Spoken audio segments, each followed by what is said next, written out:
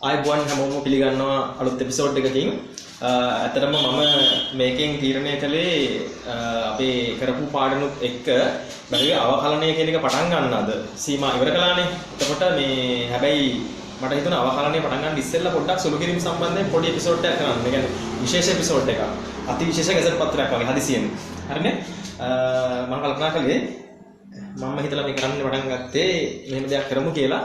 පොඩි සුළු කිරීම සම්බන්ධයෙන් විශේෂයෙන්ම භාග සම්බන්ධයෙන් තමයි මම පූර්ණ අවධානය යොමු කරන්න කල්පනා කළේ. භාග සම්බන්ධයෙන් සුළු කිරීම ටිකක් බලලා සමහර කට්ටිය මෙහෙමයි භාග සම්බන්ධ කියන්නේ පොඩි දේවල් මේවා දන්නවා හැමෝම. 9 වසරේ 8 වසරේ 9 වසරේ 10 වසරේ පාඩම් වල O level වල.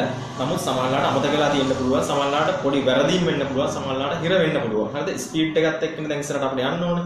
ඒකින්ද ස්පීඩ් එකත් හදාගන්නත් එක්කම මේවා ටක් ටක් ටක් ගාලා ඔළුවට එන්න ඕනේ. ඒ නිසා අපි පොඩ්ඩක් බලමු භාග සම්බන්ධ සුළු කිරීම කීපයක් දන්න කට්ටිය තමයි හැමෝම ඉන්නේ. ඒ උනාට මේකත් චුට්ටක් බලන්න. හරිද? තවත් හොඳයි නේද කොට? භාග සුළු කිරීමට අපි ටක් ගාලා මේක ඉවර වෙලා අපි අවකලනයට කෙලින්ම යමු. හරි. මේ විශේෂ පාඩමක් කියලා භාග හරිද? මොනවද කියන්නේ දන්නේ?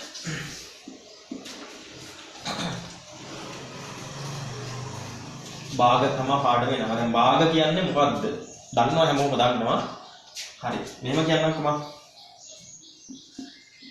භාග සහ භාග දෙකම භාගනේ. මොකද්ද මේ දෙකේ වෙනස?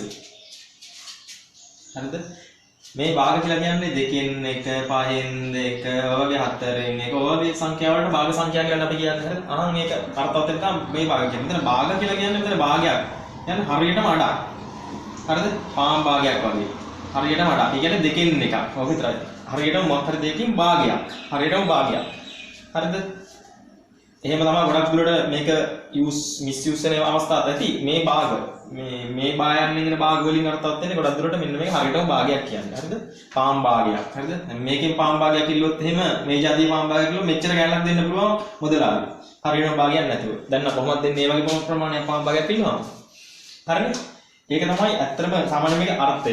මම පටන් ගන්නවා භාග. හරිනේ? ඒක පොඩ්ඩක් ඔළුවේ තියාගන්න. භාග කියන එක මම කොටස් තුනකට තුනකට වගේ පටන්ගන්නම්කෝ. අපිට හම් වෙන ඉස්සෙල්ලාම ඒකක භාග කියලා. මේ 8 වසරේ 7 වසරේ වගේ පාඩම් ඒකක භාග. හරිද? ඊට පස්සේ හම් වෙනවා තත්ත්‍ය භාග. හරිද? ඊට පස්සේ හම් වෙනවා අපිට විෂම භාග. අර ෆිල්ම් එකේ වනේ මේ විෂම භාග කියලා ෆිල්ම් එකක් තියෙනවා. ලස්සන ෆිල්ම් එකක් එකක් බලන්න වෙලාව තියෙනවා. හරි? ඒකක භාග, තත්ත්‍ය භාග, විෂම භාග. මොනවාද මේ ඒකක භාග කියලා කියන්නේ? මෙන්න මේ જાති ඒවා. හරිද? 4න් 1, 5න් 1 කිසියම් සංඛ්‍යාවේ එක තමයි උඩ තියෙන්නේ. ඒ කියන්නේ මේ මොකද්ද මේ උඩ තියෙන එක? ලවය, යට තියෙන එක හරය. හරිද? අන්න එතකොට උඩ තියෙන එක උඩ තියෙන සංඛ්‍යාව හැමතිස්සෙම එක උඩ භාගවලට කියනවා ඒකක භාග කියලා. හරිද? හැමතිස්සෙම එක වෙන භාගවලට කියනවා ඒකක භාග කියලා. තත්ත්‍ය භාග කියලා කියන්නේ මොකද්ද? ඕනම සංඛ්‍යාවක් 3, 5න් 1, 5න් 1 වෙන්නත් පුළුවන්. හරිද? 4න් 3 ඒ වගේ ඒවා. මේවට කියනවා තත්ත්‍ය භාග කියලා. මොකක්ද ඇත්තට මේකේ මේ වගේ ඒවට තත්ත්‍ය භාග කියනකොට වඩා මොකක් හරි අත්දැකීමක් කියන්න බෑ ගණිතේදී. එතකොට මේකට දෙන අත්දැකීම තමයි භාගයක සංඛ්‍යාත්මක අගය. මේක බෙදුවට පස්සේ සංඛ්‍යාත්මක අගයක් නෙන්නේ. බිඳුවත් එකක් අතර පිහිටනවා නම්. හරිද? 2න් 1 කියලා කියන්නේ 0.5. හරිද? බිඳුවත් එකක් අතර මේක බෙදුවොත් එහෙනම් බිඳුවත් එකක් අතර ගන්න. හරිද? සංඛ්‍යාත්මකයෙන් බිඳුවත් එකක් අතර පිහිටනවා නම් අන්න ඒවට කියනවා තත්ත්‍ය භාග කියලා. ඒවට තමයි කියන්නේ සත්‍ය භාග. සත්‍ය. හරිද? සත්‍ය. පුනර්පල ලියාගන්න එපා. තත්ත්‍ය භාග. හරිනේ? ඒක තමයි අර්ථ දැක්කේ. එතකොට පාඩම ප්‍රශ්නයක් එන්න පුළුවන් මේවත් බිඳුවත් එකක් අතර පිහිටනවානේ කියලා. එතකොට ඒවට සත්‍ය භාග කියන්න පුළුවන්ද කියලා කවුරුහරි අහන්න පුළුවන්. ඔව් ඒවත් සත්‍ය භාග තමයි. සියලුම ඒකක භාග තත්ත්‍ය භාග වේ කියලා ප්‍රකාශනයක් තිබ්බොත් ඒ ප්‍රකාශනය හරි. හරිනේ? මේක වෙනම අරගෙන තියෙන එක තියෙන නිසා වෙනම ස්පෙෂල් කෙනෙක් විදිහට අරගෙන තියෙනවා. නමුත් සියලුම තත්ත්‍ය භාග සියලුම ඒකක භාග තත්ත්‍ය භාග වෙනවා. සියලුම තත්ත්‍ය භාග ඒකක භාග වෙන්නේ නැහැ. නමුත් සියලුම ඒකක භාග තත්ත්‍ය භාග වෙනවා. හරි. ඊට පස්සේ අපි එනවා මිශ්‍ර භාග වලට. මිශ්‍ර භාග 4න් 5 11න් 4 මේ වගේ ඒවා. මොකද්ද මේකේ තියෙන විශේෂ ලක්ෂණේ? මේ යට තියෙන මොකද්ද? හරයට වඩා ලවිය විශාලයි. අර නිකන් ඔළුව ලොකුයි වගේ නේ. හරිද? ඔළුව ලොකුයි. අන්න ඒ වගේ අවස්ථාවක් තමයි මේ විෂම භාග කියලා කියන්නේ. හරිද?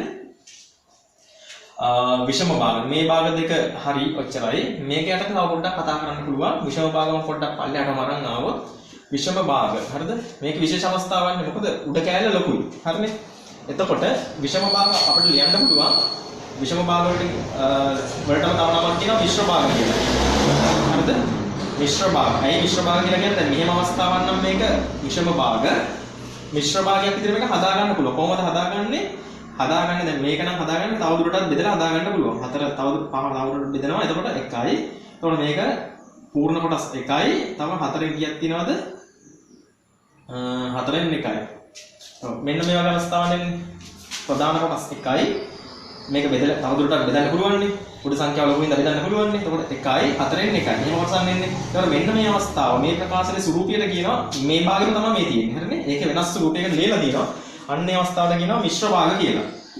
O level අලුත් සිලබස් එක නම් මේක මිශ්‍ර සංඛ්‍යා කියලා තමයි අර්ථ හඳුන්වලා දීලා තියෙන්නේ ඒගොල්ලෝ. මිශ්‍ර භාග කියලා කියනවා මිශ්‍ර සංඛ්‍යා කියලා දෙන එක ප්‍රශ්නයක් නෑ. හරිද? මේකේ විශේෂ ලක්ෂණය තමයි මොකද්ද මේ පූර්ණ සංඛ්‍යාත්මක කොටසක් තියෙනවා. 1. හරිද? ඊට පස්සේ 4න් 1 කියලා කියන්නේ ඒකක භාගයක්. නමුත් 4න් 1ම වෙන්න ඕනේ 4න් 2 වෙන්න පුළුවන්. මේ සංඛ්‍යාව අනුව වෙනස් වෙනවා ඒක. මෙතන මේකට අනුව නම් 4න් 1. ඉතුරු කෑල්ල කොටස මොකද්ද? තත්ත්‍ය භාග කොටසක් තියෙනවා. තත්ත්‍ය භාගයක් තියෙනවා. පූර්ණ සංඛ්‍යාත්මක කොටසක් තියෙනවා. අන්න ඒ දෙක එකතු වෙලා තමයි මේ මිශ්‍ර භාග නැත්නම් මිශ්‍ර සංඛ්‍යා කියන කොටස හැදෙන්නේ. හරිනේ? හරි. ඒක ඉච්චරයි. ඊට පස්සේ භාග ගැන තව කතාවක් තියෙනවා. සමහරට අහලා ඇති තුල්්‍ය භාග කියලා. ඕක මේ කැටගරි එකට දාන්න බෑ. වෙනම මම කරන්නම්. ඒක තුල්්‍ය භාග කියලා කියන්නේ මහා අමුතු දෙයක් නෙමෙයි. කිසියම් භාග සංඛ්‍යාවක් ගමුකෝ. ඔන්න මේකෙන් ගමුකෝ භාගය දෙකෙන් එක. හරිද? ඔය භාග සංඛ්‍යාව හරයක් ළමයා කිසියම් බිඳුව නොවන ශූන්‍ය නොවන ඕනම අගයකින් වැඩි කළාම මුල් සංඛ්‍යාවට තුල්්‍ය වූ භාගයක් නැවත ලැබෙනවා. හරිද? අන්න ඒක තමයි තුල්්‍ය භාග වලින් කියන්නේ. හිතන්නකෝ මේක දෙකෙන් වැඩි කළා කියලා දෙක. දෙක වැඩි කරනවා උඩ හරය මේ ළමයා වැඩි කරනවා 2යි යට කියලා 4යි. 4න් 2 කියලා කියන්නේ නම් මුල් සංඛ්‍යාව මොකද්ද? දෙකෙන් එක. දෙකෙන් එකට තුල්්‍ය භාගයක් තමයි 4න් 2 කියලා කියන්නේ. ඕනනම් මේක තවදුරටත් සුළු කරන්න පුළුවන් නෙමෙයි. 1යි 2යි. මේකම නෙමෙයි. හරි. මුල් එකට තුල්්‍ය වෙච්ච භාගයක් තමයි වෙනස් සංඛ්‍යා ලියලා තියෙන්නේ. නමුත් මුල් එකට තුල්්‍යයි. ඒක තමයි තුල්්‍ය භාග කියලා කියන්නේ. තත්ත්‍ය භාග වලට තුල්්‍ය භාගයක් ගත්තා නෙමෙයි. 4න් 3. ඕන්න උඩ වැඩි කරනවා 3න් යටත් හැබැයි 3න් වැඩි කරන්න ඕනේ. ශූන්‍ය නොවන ඕනම සංඛ්‍යාත්මක අගයකින්. උඩ එතකොට 9යි 12යි. මේක මේකට තුල්්‍ය භාගයක්. ඕන්නම් මේකට මේක කපලා බැලුවොත් මේක වෙනවා භාග සංඛ්‍යාව විදියට. 4න් 3ට තුල්්‍ය භාගයක් තමයි 9න් 12 කියන්නේ. විෂම භාගයකට ඔය විදිහම ලියුවා ඒක. 5 බෙදීම 4 ඕනනම් මේක 5න් වැඩි කරනවා. උඩ වැඩි කරන එකෙන් යටත් වැඩි කරනවා. ඒක 5න් වැඩි කරනවා. උඩ 25යි යට කීයද 20යි. හරිද? ආයෙ ඕනනම් කපලා මේකම ගන්න පුළුවන්. විෂම භාගයක් ගත්තා. ඒකට ඒවට කියනවා තුල්්‍ය භාග කියලා. හරි. භාග සම්බන්ධ කැටගරි කරලා තියෙන එක ඔච්චරයි. ඊට පස්සේ තව පොඩි දෙයක් තියෙනවා. චූටි දේවල් මේවා. හරි. මේක සංඛ්‍යාවක් කියලා හිතන්නකෝ. දැන් අපි ඉලක්කම් වලින් සංඛ්‍යා ගැන කතා කරන්නේ මේ සංකේත වලින් මේක සංඛ්‍යාවක්. එතකොට මේ තියෙන්නේ මොකද්ද? භාගයක් ලියලා තියෙන අවස්ථාවක්. ඒ උඩ මේකට මොකද්ද කියන්නේ? ලවය. මේකට මොකද්ද කියන්නේ? හරය. හරිනේ. හරය ලවය පැටලෙනින්ද අපි නම් ඉස්සර මතක තියාගන්නේ චූටි කාලේ 4 වසරේ වගේ. හරය නම් හරකා, ලවය නම් ළමයා. ලයන්නේ මොකද පටන් ගන්නෙ? හරකා පිටේ ළමයා ඉන්න ඕනේ. ළමයා පිට හරකා හිටියොත් එහෙම විෂම භාගයක් වෙනවා. හරකා උඩ තමයි ළමයා ඉන්නේ. හරිද? ඉස්සර මතක තියාගත්තේ එහෙමයි. හරය ලවය. අපි එතකොට මෙන්න මේක මොකද්ද මේ තියෙන්නේ? බෙදන්න කියන භාගය කියන අර්ථය බෙදීමේ සංකේතය බෙදීම. බෙදීම. තවත් ස්වරූපයකින් භාග ලියන්න පුළුවන් මෙහෙම. ඕකටම සමානයි. ඒ කියන එක නා බෙදීම B. හරිද? මේ පැත්තේ තියෙන එක නා තමයි එතකොට ලවය වෙන්නේ. මේ පැත්තේ තියෙන එක නා තමයි දකුණු අතට තියෙන එක තමයි හරය වෙන්නේ. ඉතින් මේ කියන බෙදීමේ සංකේතය. තව විදිහට ලියන්න පුළුවන් කොහොමද? දීර්ඝ බෙදීම විදියට මේ. මෙන්න මේක. ඒ බෙදීම B. හරිද? B වලින් බෙදන්න කියලා. ඔහොම ලියන්න පුළුවන්. හරි. ඔය තුන් ආකාරයටම භාග කියන එක අර්ථ ස්වරූපයෙන් නිරූපණය කරන්න පුළුවන්. හරිද? මේ දීර්ඝ බෙදීම ආකාරනේ 4 වසරේදී පාඩම් වල දීර්ඝ සාකච්ඡා කරනවා. හරිද?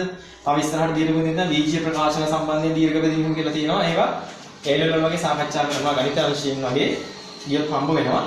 එතකොට මේකේදී තව වචන කිහිපයක් තියෙනවා. ඒ වචන කිහිපයක් මම මෙතෙන්දිම කියන්නම්. හරිද? මෙන්න මේකට දීර්ඝ බෙදීම විතරයි. මම වෙනම ලියන්නම්කෝ.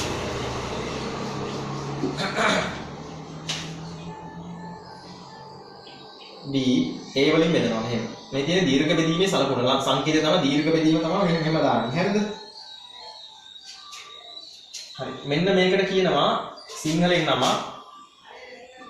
වාජකය කියලා. මෙන්න මෙයාට කියනවා නම වාජ්‍ය කියලා. හරිද? මෙයාගෙන් බෙදනවා කිසියම් වගයක් එනවනේ.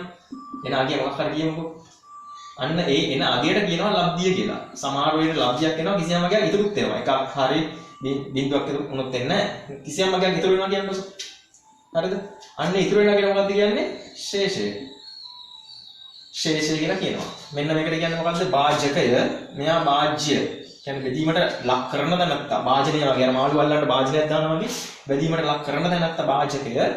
මෙයා වාජ්‍ය. එන එක්කෙනාට කියනවා ලබ්ධිය. ඉතුරු වෙනවා නම් කවුරු හරි ඉතුරු වෙන්නත් පුළුවන් නොවෙන්නත් පුළුවන්. ඉතුරු වෙනවා නම් එයා ශේෂය. ඉතුරු නොවෙනවා නම් ශේෂය බිඳුවයි. හරිද?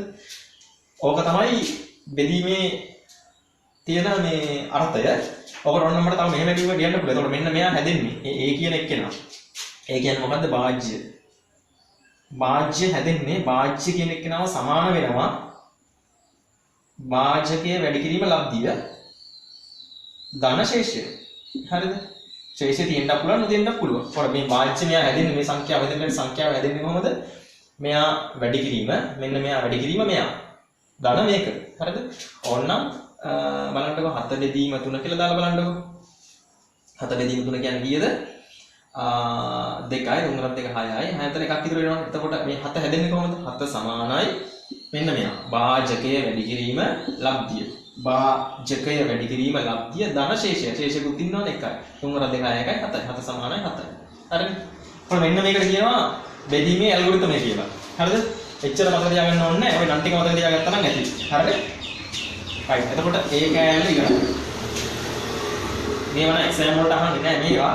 නමුත් ඉතින් අර මූල කොටස් දැනගෙන ඉන්න එක හොඳයි. මොකද නම් යන එක හොඳයි. right.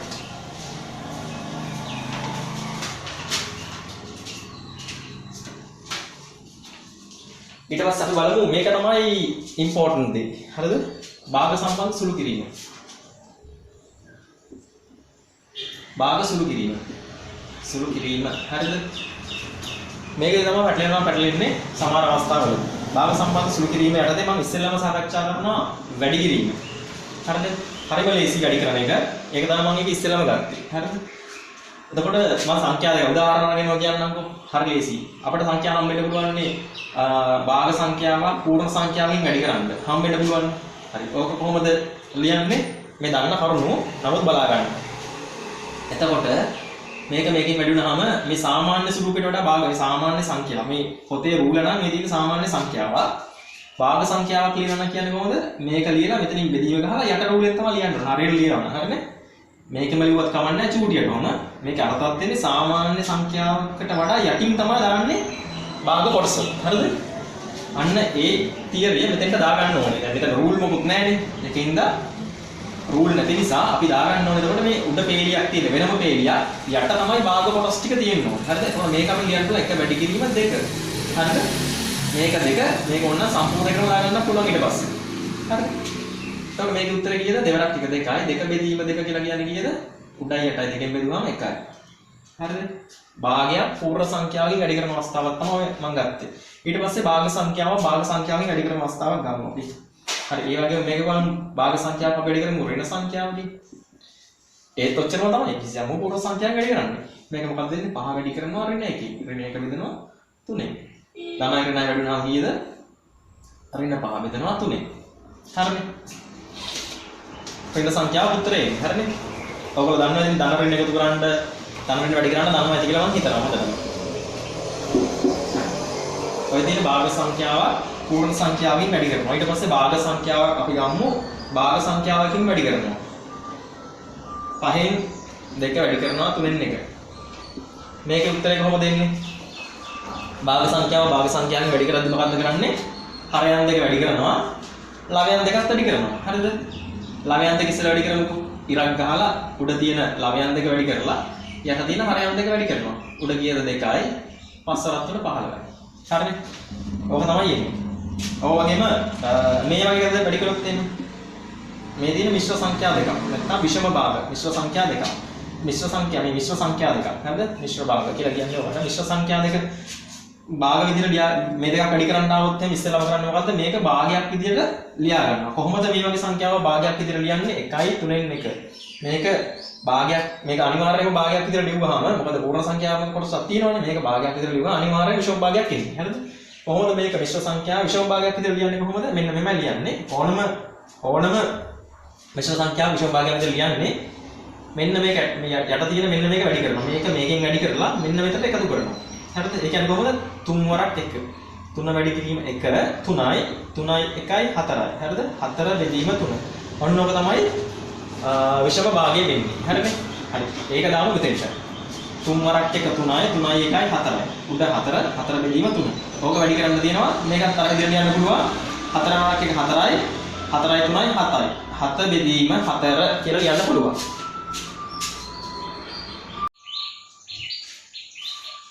හරිනේ. මේක ඕනනම් මෙහෙම ලියන්න පුළුවන් නේ. 4 වැඩි කිරීම මේක වෙදිලා 3 වැඩි කිරීම 4. මේක එළිය ලියන්න ඕනේ නැහැ. මෙතනින් කපලා ගන්න නැහැ. මෙහෙම ලියලා එකවත් කමන්නේ නැහැ. මෙහෙමයි ඕන 7 බෙදීම 3 තමයි උත්තරේ වෙන්නේ. මේක විෂම භාගයක් විදිහට තියෙන්නේ. ඕනනම් මේක තවදුරටත් ඕනනම් බෙදලා මිශ්‍ර සංඛ්‍යාවක් විදිහට ලියන්න පුළුවන්. කොහොමද මේක මිශ්‍ර සංඛ්‍යාවක් විදිහට කිව්වම වෙන්නේ 7 බෙදලා 3 කොහොමද? 1යි 3න්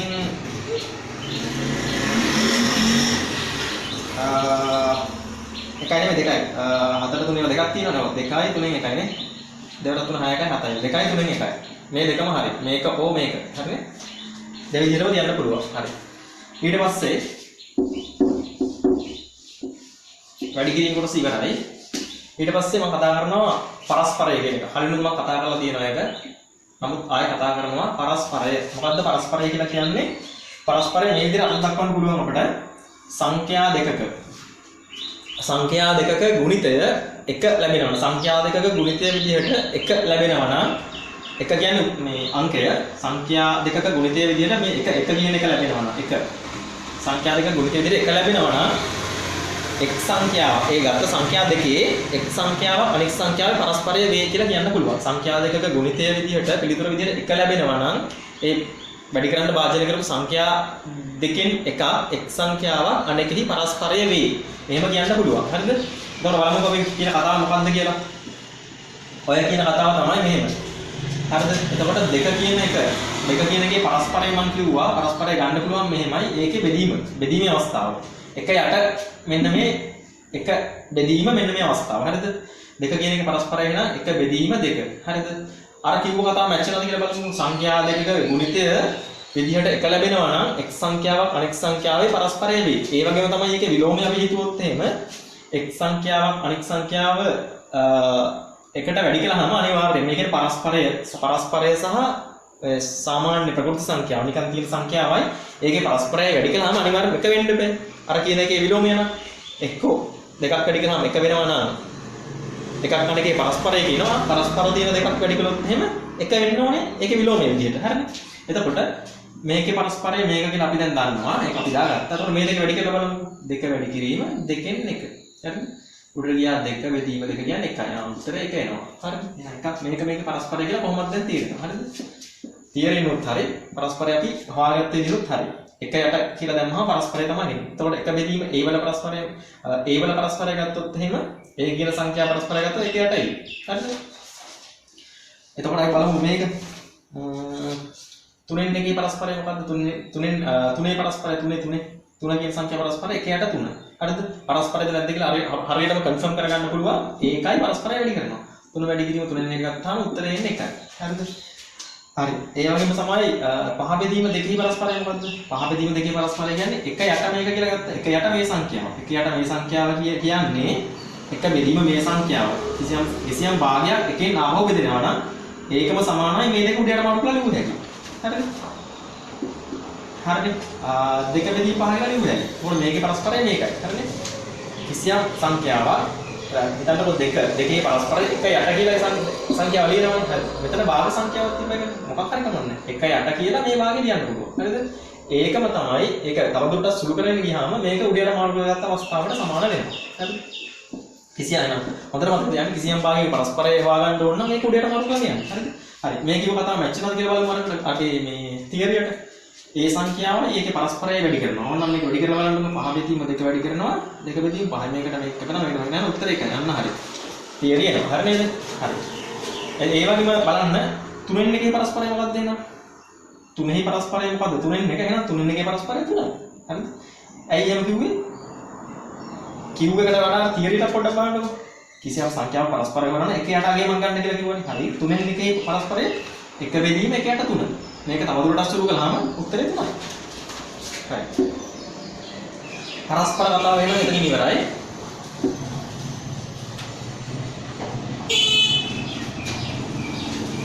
ඊට පස්සේ කතා කරනවා බෙදීම. භාග සංඛ්‍යාව බෙදීම. ඉස්සෙල්ලාම කතා කරනවා උදාහරණයක් කරගෙන මේක බෙදන්න කියනවා පූර්ණ සංඛ්‍යාව භාග සංඛ්‍යාවක් පූර්ණ සංඛ්‍යාවකින් බෙදන්න කියලා කියනවා. හරිද? එතකොට මම මෙහෙම වර්ඩින් එකක් දෙනවා. බෙදීම යන භාග සංඛ්‍යාවක් බෙදීම භාගයක් සම්බන්ධයෙන් මොකක් හරි බෙදීමක් තියෙනවා නම් බෙදීම කියලා කියන්නේ පරස්පරයෙන් ගුණ කිරීම වේ කියලා කියනවා. කිසිම වැරද්දක් නැහැ ඒ විදිහටම කරන්න. හරිද? බෙදීමක් කියලා කියන්නේ පරස්පරයෙන් ගුණ කිරීම. හරිද? දෙකෙන් එක බෙදන්න කියනවා දෙකෙන්. හරිද? දෙකෙන් එක බෙදන්න කියනවා දෙකෙන් මම කියනවා බෙදීම කියලා කියන්නේ පරස්පරයෙන් ගුණ කිරීමක් වේ කියලා. එහෙනම් මොකද්ද බෙදීම කියන එක දෙකෙහි පරස්පරයෙන් ගුණ කරනවා. දෙකේ පරස්පරය මොකද්ද? දෙකෙන් එකයි. දෙකෙන් එකයි කීයද? උඩ සංඛ්‍යා දෙක වැඩි කළා හරය ලවයන් දෙක වැඩි කළා හරයන් දෙක වැඩි කරනවා. හරි. හතරෙන් එකයි. හරි. නිකන් පොඩ්ඩක් ප්‍රායෝගිකව මේක හිතන්නකෝ. දෙකෙන් එක මොකක් හරි එකකින් දෙකෙන් එක කියලා කියන්නේ මොකද්ද? භාගයක්. කේක් කෑල්ලක් තියෙනවා. කේක් කෑල්ලේ භාගයක් තමයි දෙකෙන් එක කියලා කියන්නේ. ඒ දෙකෙන් එක තාම දෙකට බෙදන්න කියනවා. අන්න එතකොට චූටි කෑල්ලක් එන්නේ පළවෙනි ප්‍රමාණයටත් එක්ක සාපේක්ෂව බලපුවම චූටි කෑල්ල. ඒ කියන්නේ කීයද? මේ වගේම කීයක් තියෙනවද? මෙතන හතරෙන් එකක් තියෙනවා. හතරෙන් එකක් නෙන්නේ. හරි. කාලා. හරිද? ඒක ප්‍රායෝගිකව හිතන්නකෝ පොඩ්ඩක්. ඒකත් මාරු. හරිද? ඒ තියෙන භාග සංඛ්‍යාව පූර්ණ සංඛ්‍යාවකින් බෙදන අවස්ථාව. ඊට පස්සේ භාග සංඛ්‍යාව භාග සංඛ්‍යාවකින් බෙදනවා. 3න් 2 කියන එක මම කියනවා බෙදන්න කියලා. 4න් 1 කියන එක. 3න් 2 බෙදීම 4න් 1. මම කිව්වනේ බෙදීම කියලා කියන්නේ පරස්පරයෙන් ගුණ කිරීමම වේ කියලා. එහෙනම් 3න් 2 ඔහොම ලියලා බෙදීම කියන්නේ පරස්පරයෙන් ගුණ කිරීම වේ. හරිද? පරස්පරයෙන් ගුණ කිරීම වේ. ගුණ කිරීම මොකෙන්ද? පරස්පරයෙන්. 4න් 1 පරස්පරය මේකෙන්ම ගුණ කරන්න එපා වැරදි. 4න් 1 පරස්පරය මොකද්ද? 4. 4 පරස්පරය 4න් 1. 4න් 1 පරස්පරය 4. එහෙනම් මේක ගුණ කරන්න පුළුවන් මේ. මේකට මේක කැපෙනවා කපන්න එහෙම තේරෙන්නේ නැත්නම් උඩ ටික වැඩි කරනවා. 3 බෙදීම 2 වැඩි කිරීම 4න් තියෙන්නේ. 3 වැඩි කිරීම 4 බෙදීම 2. හරිද? 4 මේක 12 බෙදීම 2 කියන්නේ කීයද? 6යි. 4 3 12 12 බෙදීම 2 6යි. නැත්නම් අර එක කපන්න. 3 බෙදීම 2 වැඩි කිරීම 4 තියෙන්නේ. මේක උඩ තියෙන සංඛ්‍යාව මේ කෙලින් පොට්ටේ යදින් කියන්නේ උඩට අයිති සංඛ්‍යාව. එහෙනම් මේක කපන්න පුළුවන්. හරිද? 2යි 3 වරක් 2 6යි. හරිනේ? උත්තරේ හරි.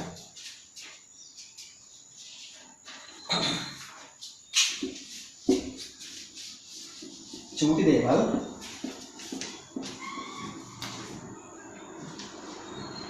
හරි මේකත් බලමු. පූර්ණ සංඛ්‍යාවෙන් බෙදනවා කියන එක නෝ. හරිද? 8 බෙදීම 3 බෙදීම කියලා කියන්නේ මේක දෙකෙන් දෙකෙන් වැඩි කරනවා. හරි? දෙකෙන් දෙකෙන් වැඩි කරනවා. හරි?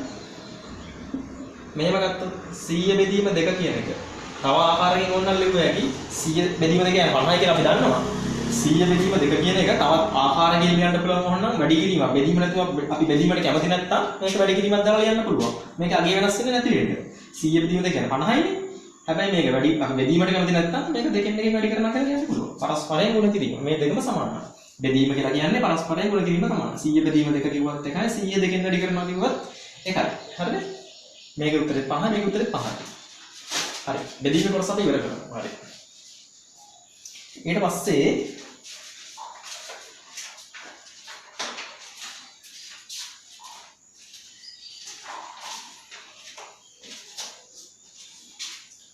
මම මේ කොටස් දෙකම එකට කතා කරනවා. එකතු කිරීම හා අඩු කිරීම. අමාරු දේවල් නෙමෙයි. එකතු කිරීම හා අඩු කිරීම කියන එක දෙකම එකට කතා කරනවා. හරිද? මේක මම කොටස් දෙකකින් කතා කරනවා. හරයන් සමාන විට. හරයන් සමාන අවස්ථාවයි හරයන් අසමාන අවස්ථාවයි. හරිද? හරි. හරයන් සමාන අවස්ථාව බලමුකෝ. එකතු කිරීම අඩු කිරීම දෙකම එකම ගානේ සාකච්ඡා කරනවා. කතා කරනවා. හරිනේ? මම මෙහෙම ගානක් ගන්නවා. 5න් 1 ධන 5න් 3 ඍණ ඔන්න ඍණ අවස්ථාවකුත් ගත්තා ඒකටම. හරි. මේකේ මොකද්ද ලක්ෂණේ? කෙලීම ගාන බලන්න හරයන් මේ තින්නේ ලවය මේ තින්නේ හරයනේ. හරයන් සමානයි. හරයන් සමාන නම් මේවා ගණන් හදද්දී පොදු හරයක් ගන්න ඕනේ. පොදු හරයට ගන්න මොකද්ද? හරයන් සමානයි නම් ඒ හරය ගන්නවා පොදු හරයට. හරය මොකද්ද? 5 පහ තමයි පොදු හරය. එහෙනම් කරන්න තියෙන්නේ කැලින්ම එකතු කිරීම අඩු කිරීම ටික උඩ පීඩිය කරගෙන යන්න තියෙන්නේ. එහෙනම් 1 දාන 2 ඍණ 1 දාන 3 ඍණ 2. 3යි 4යි 4ෙන් දැන් ගියාම 2යි. 2 බෙදීම 5 තමයි උත්තරේ. හරයන් සමාන නම් ඩොග් ගාලා එකතු කරගන්න තියෙන්නේ. හරිද? ඊට පස්සේ හරයන් අසමාන අවස්ථාවක් ගන්නවා. ඔන්න අපි යනවා හරයන් අසමාන අවස්ථාවකට. මේක ගමුකෝ 4න් 1 ධන 2 බෙදීම 3 ඍණ 5 බෙදීම 6. දැන් මේක මොකද්ද? හරයන් ටික අසමානයි. හරිද? එහෙමනම් දැන් කොහොමත් අපිට භාග සංඛ්‍යාවක් හදනවා නම් ගාන විසඳනවා නම් පොදු හරයක් ගන්න එපා. හරයන් සමානයි නම් සමාන හරය පොදු හරය විදිහට ගන්නවා. හරිද? දැන් මේකේ පොදු හරය විදිහට ගන්නෙ මොකද්ද? හරයන් අසමානයි. දැන් පොදු හරය විදිහට ගන්නෙ මොකද්ද? හරිද? හරි. මේකට ක්‍රම දෙකක් මට කිව්ව හැකි. එක ක්‍රමයක් තමයි අන්න කලින් මම කිව්වේ තුල්්‍ය භාග ක්‍රමය. හරිද? තව ක්‍රමයක් තමයි කුඩා පොදු ගුණාකාර ක්‍රමය. කූපෝගු. මම කතා කළා කුඩා පොදු ගුණාකාරය මහා පොදු සාධකය කියන දෙකම කතා කළා. ඔන්න අවශ්‍ය වෙනවා කුඩා පොදු ගුණාකාරය. හරිද? තුල්්‍ය භාග ක්‍රමයට මම එනවා. හරිද? තුල්්‍ය භාග ක්‍රමයයි මේකේ හරය තීරණය කරන්න පුළුවන් තුල්්‍ය භාග ක්‍රමයනුයි කුඩා පොදු ගුණාකාරය. කුඩා පොදු ගුණාකාරය මම ආකාර හතරක් කතා කරනවා. හතරක් මම ආපහු මතක් කරගෙන යන්න. කලින් මම විශේෂ ක්‍රමයක් තිබේ කතා කරගෙනම තව ක්‍රමයකට කියන්න. ආකාර හතරකින් මම මේක කියන්න. හරිද? තුල්්‍ය භාග ක්‍රමයට යන්න ඉස්සෙල්ලා. තුල්්‍ය භාග ක්‍රමය කරන්නේ මෙහෙමයි. හරිද? ඔන්න මම දැන් ගාන ගන්නවා. 4න් 1 ධන 6 බෙදීම 4. හරිද? 4න් 1 අපිට ලියන්න පුළුවන්නේ තුල්්‍ය භාගයක් විදිහට වෙන සංඛ්‍යාවක් ලියන්න පුළුවන්. මේකට හානියක් නොවි. හරිද? අපි තුල්්‍ය භාග ලියනවා මේ තුනටම හරය සමාන වෙන විදිහට තුල්්‍ය භාගයක් හොයලා ලියනවා. හරිද? මම මේක ලියන්න පුළුවන් මෙහෙම. 4න් 1 කියන එක මම මෙහෙම ඒ සංඛ්‍යාව Taman තීරණය කරන්න ඕනේ. ගාන හදද්දී එක Tamanට ඇඟට එනවා මොකද්ද දාන්න ඕන සංඛ්‍යාව. හරිද? ලොකු ඒව නෙමෙයි. මේක මම ලියනවා මෙහෙම. හරිද? ධන 2 වැඩි කිරීම 6 බෙදීම 3 වැඩි කිරීම 6. නෑ 6 නෙමෙයි. 3 වැඩි කිරීම 4 දානවා. 2 වැඩි කිරීම තමයි උඩින් දාන්න ඕනේ 4 නේ. උඩයි යටයි දෙක එකම සංඛ්‍යාවෙන් දාන්න ඕනේ. 6න් 1නේ. දෙක මේකෙන් වැඩි කරනවා මේකත් දෙකෙන් වැඩි කරනවා. හරිද? දැන් මේකේ තුල්්‍ය භාගය මොකද්ද? 3 බෙදීම 12. 3 බෙදීම 12 ආයෙ සුළු කළොත් මේකම තමයි එන්නේ. තුල්්‍ය භාගය යන්නේ. හරි. දැන් මේක මොකද්ද? 8 බෙදීම 12. හරි. 8 බෙදීම 12 කියන එක මේකට තුල්්‍යයිද? තුල්්‍යයි. 8 බෙදීම 12. තුල්්‍යයිනේ. හරි. මේක මොකද්ද? මෙතන අඩු කිරීමක් තියෙන්නේ. 2 බෙදීම 12. තුල්්‍යයිනේ මේකට. හරි තුල්්‍යයි. දැන් මොකද්ද වෙලා තියෙන්නේ? දැන් බලන්න හරයන් සමාන වෙලා තියෙන්නේ. එහෙනම් පොදු හරය විදිහට 12 ගන්නවා. 12 අරගෙන පොදු හරය 12 ගන්නවා. 12 අරගෙන 12ට 3 ඒවා කීයක් තියෙනවද? නෑ sorry. 12 පොදු හරය විදිහට ගන්නවානේ. 12 පොදු හරය අරගෙන ඊට පස්සේ මොකද කරන්නේ? පොදු හරය සමානයි නේ අපිට තියෙන ඩොට් ඩොට් ඩොට් කාලේ එකතු කරගෙන අඩු කරගෙන යන්න. හරිද? 3 දාන 8 ඍණ 2. හරිද? ඔන්න ඔය උත්තරේ තමයි තනි උත්තරයක් විතර ගත්තයි තනි භාගයක්. 12න් එන්නේ ගන්න. හරිද? ඒක තමයි තුල්්‍ය භාග ක්‍රමය. හරිද? ඔන්න ඒක මහන්න. ඔය මොකක් හරි ක්‍රමයක් හොඳට ප්‍රැක්ටිස් කරන්න. ක්‍රම දෙක තුනම ප්‍රැක්ටිස් කරගෙන ඉන්න. කොහෙන් හරි ගහලා ලියන්න පුළුවන් වෙනකොට. චූටි එකෙන් හිර වෙන්න පුළුවන් නැත්තම්. හරිද? ඊට පස්සේ මම එනවා කුඩා පොදු ගුණාකාර. මම එක වෙනම ගන්නම්කෝ. බෝඩ් එක ඊටම දිනන නැත්තම්. හරි තුල්්‍ය භාග ක්‍රමය ඉවරයි. හරි. මම මේකම ගන්නම්කෝ දැන්. ඊට පස්සේ මම කියනවා කූපෝගු ක්‍රමය. කූපෝගු ක්‍රමය නම් අවස්ථා 3-4ක් විතර කතා කරනවා. පළවෙනි ක්‍රමය. අපිට හම්බෙලා තියෙන සංඛ්‍යා ටික මොකක්ද? අපිට හම්බුනේ මෙහෙම ගණනක් හදන්නනේ. 4න් 1 ධන 3 බෙදීම 2 ඍණ 6න් 5. ඕකේ දැන් පොදු හරයනේ අපිට තීරණය කරගන්න ඕනේ. පොදු හරය තීරණය කරගන්න නම් මේ සංඛ්‍යා තුනේ පොදු හරය මොකක්ද කියලා තීරණය කරගන්න එකක් තමයි තුල්්‍ය භාග ක්‍රමය. අනික තමයි මේකේ පොදු හරය අපි තීරණය කරගන්නවා මේ සංඛ්‍යා තුනේ කුඩා පොදු ගුණාකාරය භාගය. කුඩා පොදු ගුණාකාරය වල එක ආකාරයක් තමයි මෙන්න මේක. මොකද්ද? ප්‍රථමක සංඛ්‍යා වලින් බෙදීමේ ක්‍රමය. 4 3 6 කියන එක ගත්තම කලින් කියා දීලා තියෙනවා මේක. කඩලා දුන්නා ප්‍රථම සංඛ්‍යාව වලින්. ඉස්සෙල්ලාම බෙදන්න මොකද? අඩුම ප්‍රථම සංඛ්‍යාව 2. එක නෙමෙයි. එක ප්‍රථම සංඛ්‍යාවක් නෙමෙයි. නේද? අඩුම ප්‍රථම සංඛ්‍යාව 2. දෙකෙන් බෙදෙනවා. දෙකට දෙක ඒවා 2යි. 3 දෙකෙන් බෙදෙන්නේ නැහැනේ. එකින් එක හැමම තියෙනවා. හරිද? මේකට 3යි. ඊට පස්සේ මොකද කරන්නේ? මේක ආපහු දෙකෙන් බෙදනවා. දෙකෙන් බෙදන්නේ උත්තර අන්තිම උත්තර 1 වෙනකන් 1 කියන සංඛ්‍යාව කරා එනකම් බෙදෙනවා. හරිද? මේකේ උත්තරය එනවා 1 ඊට පස්සේ මේක 3 බෙදෙන්නේ නැති මේවා එහෙමම ලියා ගන්නවා. හරිද? ඊට පස්සේ ආපහු බෙදනවා. මොකද එක එනකම් බෙදන්න දෙපේ. ඒකින් හින්දා දැන් බෙදනවා 3. එක ආවට පස්සේ ඔන්න එයා හරි. එයා ස්ටේබල් වෙනවා. එයා කොහෙට ගියත් එකම තමයි. හරිද? ඊට 3ෙන් බෙදනවා. 3ෙන් බෙදුවම මොකද? 1 1. හරිනේ. එතකොට හරිනේ. ඔන්න 1 ආව උත්තර විදිහට. හරිද? එතකොට කුඩා පොදු ගුණාකාරය කියලා කියන්නේ මොකද්ද මේකේ? මෙන්න මේ සෙට් එක වැඩි කරනවා. 2 වැඩි කිරීම 3 වැඩි කිරීම 1 වැඩි කිරීම 1 වැඩි කිරීම 1 වැඩි කිරීම 1. මේ ටික වැඩි කියලා වැඩක් නැහැ. මොකද අනිවාර්යයෙන්ම මේ ටිකට 1 එන්නේ නැහැ. එකම තමයි එන්නේ. ඒකින්ද මේ ටික වැඩි කියලා වැඩක් නැහැ. මේ පැත්තෙන් තියෙන සෙට් එක දාලා වැඩි කරනවා. දැන් මේක උත්තරේ මොකද්ද? 2 1 4යි 4 3 12. එහෙනම් මේකේ මොකද්ද කුඩා පොදු ගුණාකාරය 12. කුඩා පොදු ගුණාකාරය නෙමෙයිනේ අපට ඕනේ. දැන් පොදු හරය ගන්න ඕනේ. කුඩා පොදු ගුණාකාරය පොදු හරය ලියා ගන්නවා ඒක. ඕක තමයි 12. හරිද? දැන් මේක විසඳන්න කොහොමද ඉතුරු ටික 12ට 12 විදියට පොදු හරය ලියාගෙන ඔන්න පළවෙනි කැලලට යනවා. 12ට 4 ඒවා කීයක් තියෙනවද කියලා බලන්න. 12ට 4 ඒවා 3යි. 3 වරක් එක මේකෙන් වැඩි කරලා ඒක ලියනවා. 3 වරක් එක 3යි. ඊට පස්සේ බලනවා 12ට 2 ඒවා කීයද? ධන මේ ධන උඩට යනවා. 12ට 3 ඒවා කීයද කියලා බලන්න. 12ට 3 ඒවා 4යි. 4 වරක් 2 8යි. අන්න හරි. ඊට පස්සේ ඉන්නේ ඍණ. 12ට 6 ඒවා කීයක් තියෙනවද? 12ට 6 ඒවා 2යි. ඒ 2 වැඩි කරනවා මෙන්න මේ උඩ තියෙන්නේ 5යි 10යි. හරිද? අන්න හරි. දැන් ඕකේ උත්තරේ මොකද්ද? මෙතන පහෙන් එකද තිබුණේ මට මතක නැහැ. හරි මොකක් හරි කමන්නේ. මෙතන තියෙන ඉලක්කමෙන් වැඩි කරගන්නකො. එතකොට හරි. මේකේ අන්තිම උත්තරේ මොකද? 8යි 3යි කීයද? 11 හරිනේ 10. බෙදීම 12 කියන්නේ කීයද? 1 බෙදීම 12. ඔන්න ඔක විදිහට එනවා. උත්තරේ විදිහට ඔන්න ඔක එනවා. හරිනේ. ඔය තියෙන්නේ මොකද්ද? කුඩා පොදු ගුණාකාරය ප්‍රථම ප්‍රසාදක විදිහට හොයන දාගත්ත අවස්ථාව තමයි ඔය තියෙන්නේ. හරිනේ.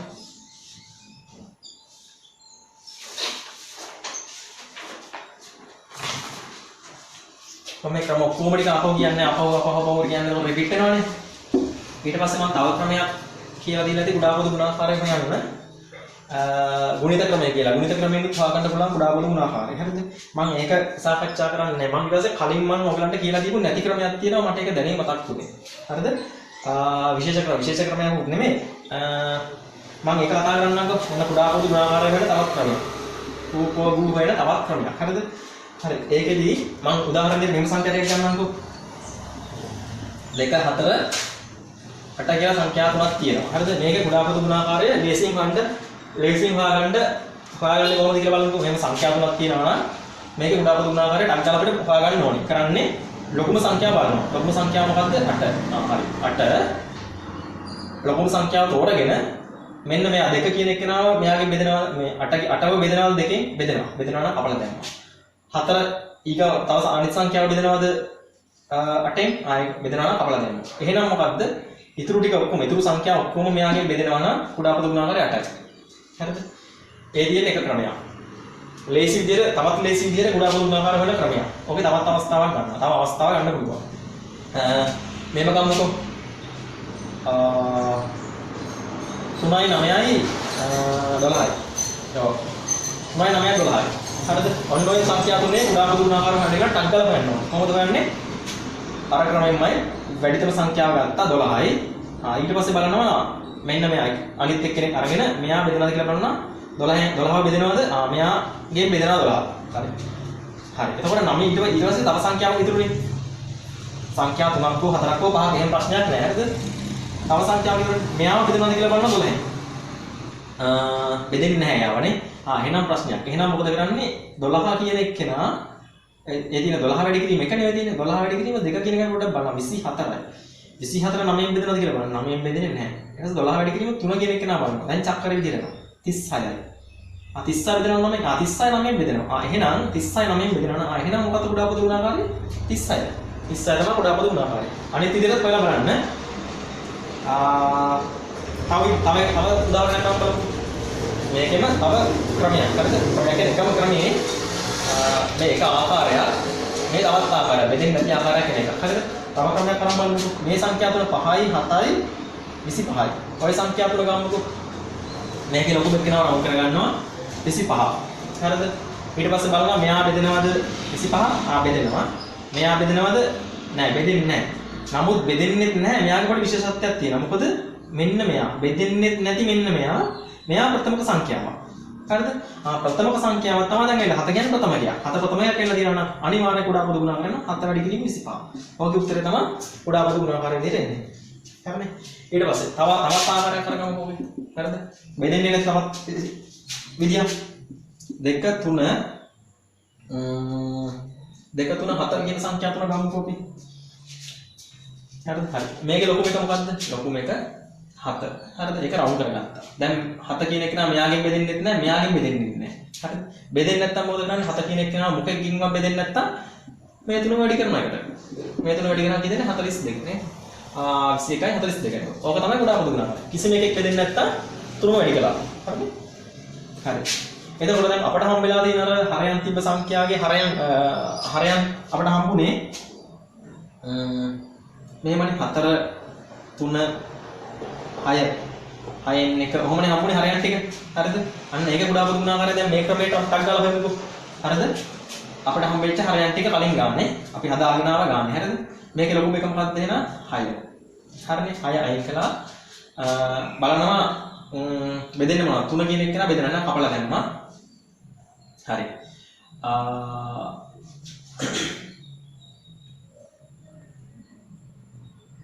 හරි. 4 බෙදෙනවද? 4 බෙදෙන්නේ නැහැ. එහෙනම් 6 වැඩි කිරීම එකනේ 6 කියලා කියන්නේ. මේකෙන් බෙදෙන්නේ නැහැ. වැඩි හරියන්නේ නැහැ. එහෙනම් ඕක දෙකෙන් වැඩි කරනවා. 6 වැඩි කිරීම 2 බලනවා. 6 වරක් 2 12යි. 12 කියන එක නා ඉතුරු එකකින් බෙදෙනවද? එයා බෙදෙනවා. එහෙනම් මොකද කුඩා පොදු ගුණාකාරය 12. හරිනේ? කුඩා පොදු ගුණාකාරය 12. කලින් එකේ 12 ආවනේ. හරි. ඕකයි සුදුසු කළ කුඩා පොදු ගුණාකාරය ටක් කරලා හොයාගන්න තවත් එක මෙතඩ් එකක්. හරිනේ? රයිට්. ඒකත් පොඩ්ඩක් අලුවට දාගන්න.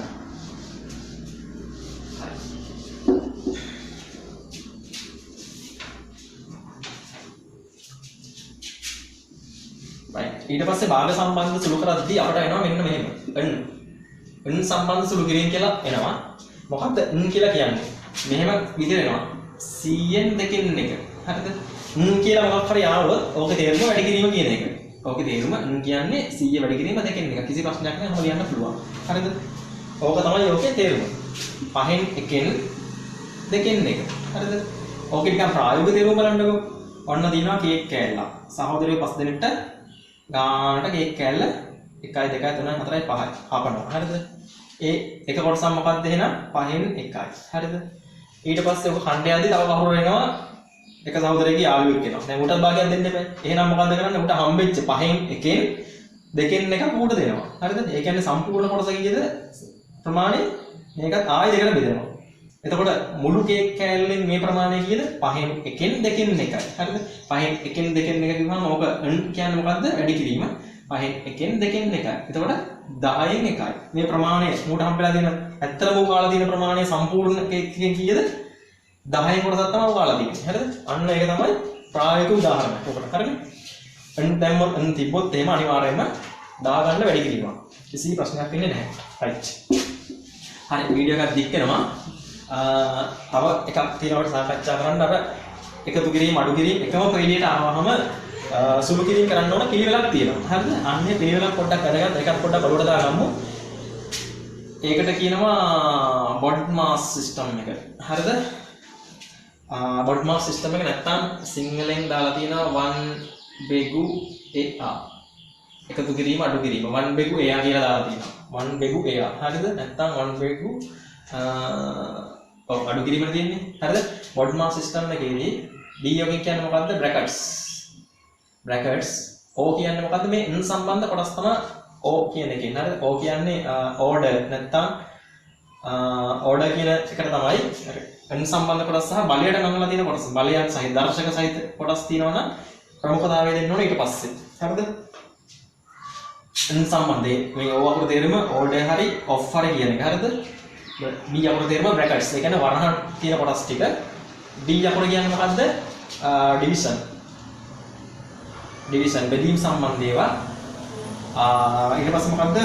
M අකුර කියන්නේ වැඩි කිරීම සම්බන්ධ ඒවා. multiplications.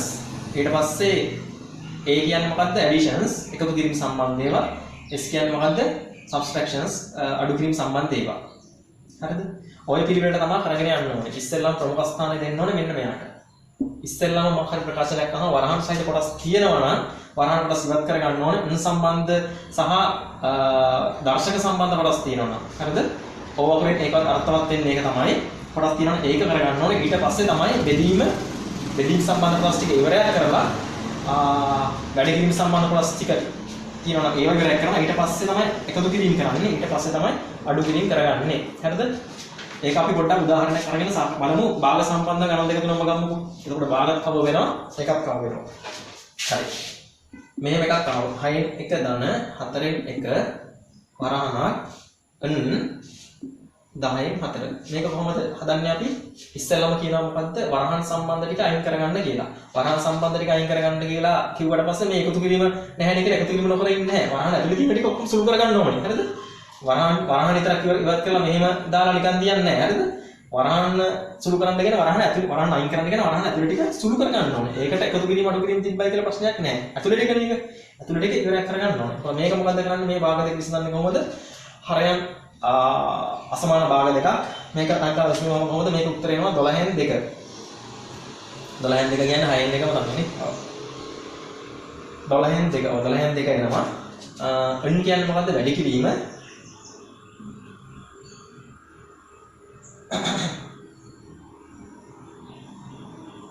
12න් 5 නේ.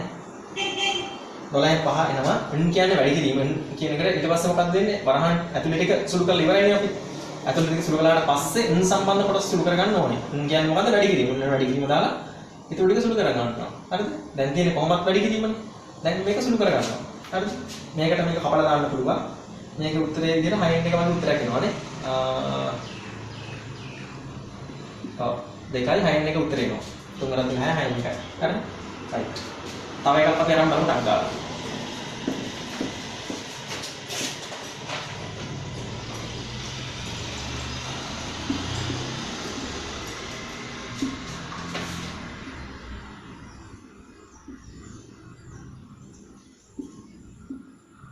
ඔන්න භාග සංඛ්‍යාවම ගත්තා. මේක චුට්ටක් බලන්න කොහොමද කරන්න පුළුවන්ද කියලා.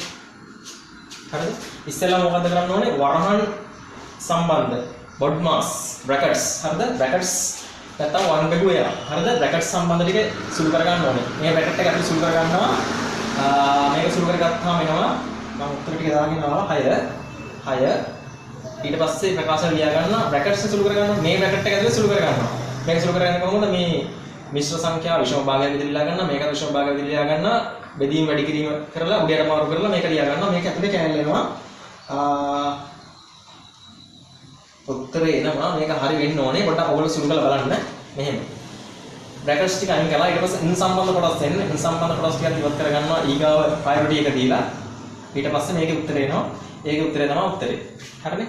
මේක මේ බෙදීමේම වෙන්නේ නැහැ. සමහරට 4 ධන 2 brackets ඔහොම දාන්න 5 ඔහොම එන්න පුළුවන්. අරින්න 2 ඔහොම එන්න පුළුවන්. ඒත් අර පිළිවෙලට දාන්න ඕනේ. එතකොට මේ brackets ටික අයින් කරලා මේවා එන්නේ නැහැ. වැඩි කිරීම තියෙනවා ඉස්සෙල්ලා කරලා ඊට පස්සේ එකතු කිරීම අඩු කිරීම ඒ පිළිවෙලට තමයි කරගෙන යන්න ඕනේ. හරිනේ? මොකද මේ සිස්ටම් එකට තමයි කැල්කියුලේටර් එකක් යන්නේ. අපි එන්ටර් කරන මෙන්න මේ සිස්ටම් එකට තමයි කැල් එක උනත් ගණන් ඔය වගේ ගොඩක් එකලන් ගැහුවාම හදන්න ගන්නේ ඔය ප්‍රෝග්‍රෑම් එකේ ඔය සිස්ටම් එකට. හරිද? right. එහෙනම් ඔය ටික තමයි කියන්න ඕනකම තිබුණේ. ඔයගොල්ලෝ බලන්න ඔයගොල්ලෝ දන්න කරුණු තමයි. පොඩ්ඩක් ආපහු මේ වීඩියෝ එක බලලා පොඩ්ඩක් ආයෙ දැනුම වර්ධනය කරගන්න. හරි එහෙනම් සුබ දවසක්.